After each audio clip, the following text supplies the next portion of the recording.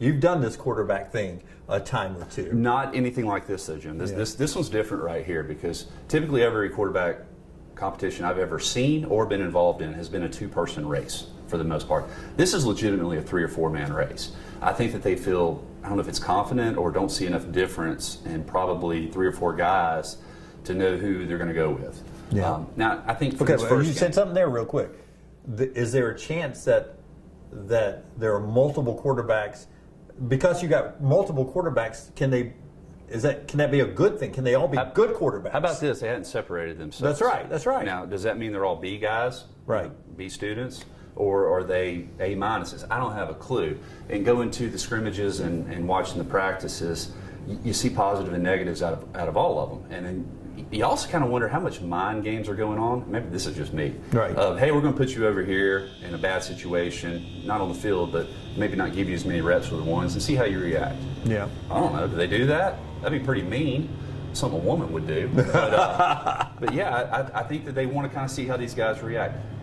Jalen Milroe right now, from his body language and this is what I'm basing this on what I'm seeing him handle the team, walking around, talking to guys. I think he's the most alpha dog out there right now. He's kind of seems to be taking ownership a little bit more than the others. I heard Dan Mullen this week say that, and he had the Tim Tebow in Leak year, the Tebow Leak year that won a national championship with Tebow playing a role and Leak playing a role. Right.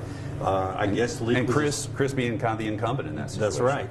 That it was a 2 quarterback, and he says Nick Saban has been so good at adjusting to his personnel that he could see Nick Saban playing the season playing 2 quarterbacks. You've seen Nick Saban for a long, long time. You've played in a season when 2 quarterbacks were in and out.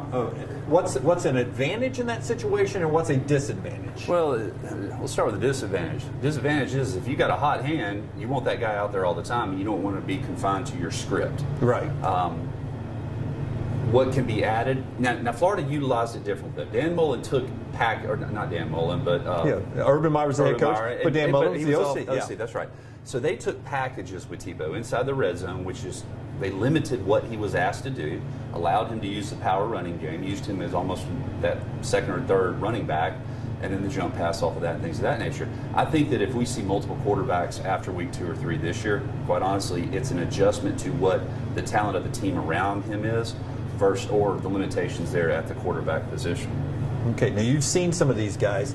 Let's stay positive here. Tell me one thing Jalen Milroe does that you really like as a former quarterback. Strong arm, can throw the ball deep, heck of an athlete when things break down.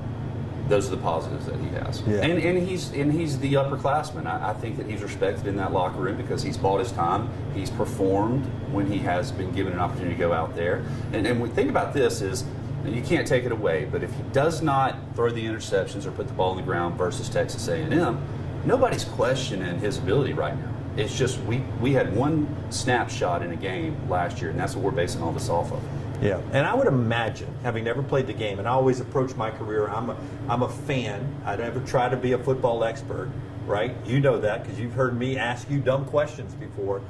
I would imagine, though, yeah, absolutely.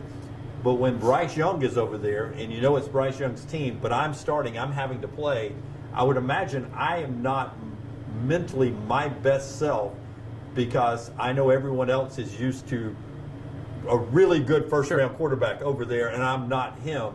He could be possibly more comfortable this year than he was in that one snapshot game because Bryce Young's not over there watching him. Right, and he's not trying to play Bryce's game either. Right. Like he may have done last year. I think that things are going to be different, though, based on their talent and what they bring to the table. I don't think they're going to be asked to do a lot of things maybe they were last year. Maybe that offense has evolved now. And I know everyone's expecting them to run and pound the ball. There's going to be some of that, but you still have to be able to throw the ball. You've got to be able to throw the ball. More on that running in a second. But on the other quarterbacks, Tyler Buchner comes to town from Notre Dame. What one thing does he do that you like? He seems confident back there. You can tell that he's played some games, probably more experienced than some of the other guys, and seeing him make a couple of really nice throws and be able to just kind of come in. And I can't imagine what that's like. I mean, in today's game, so much of it is guy transfers in, he's immediately, it's just like the pros. You're expected to play within a couple of weeks. And Right. there's so much information that goes into having to understand, see, process, and be able to react to. It's a huge challenge. I don't see how these guys are able to do what they're able to do. They pick up on this stuff a lot quicker than we did. 15 bowl practices last year, and everyone was talking about Ty Simpson, Ty Simpson, Ty Simpson. What does Ty do that you like? He throws a nice touch ball. His passing skills are really nice. But he's also an athlete now. When things break down, he has the ability to pull it down and make some things happen as well. So, it's funny. He's not as fast as what Jalen Milroe is. He doesn't have as strong of an arm. But there's an asset to being a pure quarterback that he's probably a little bit more polished than the other guys. Coach's son, too, right? That Yes. matters? Yes. That They say it matters? does with just your understanding. And one of the highest things that we had heard was a guy like Jalen Hurts. His football IQ, his just ability to understand, process, and go out and perform things that were happening on the field that he could take from the film room to the field was just so much higher than everybody else. And Ty Simpson possesses a little bit of that. Every camp always has one star that comes out of camp. This year it seems to be Dylan Longergan. Everyone was talking about him. What does Dylan do you like? He's comfortable. I mean, let me tell you something. Already? In the first scrimmage that I watched, he got some reps. And I remember after a couple of plays, I was like, man, who is this guy?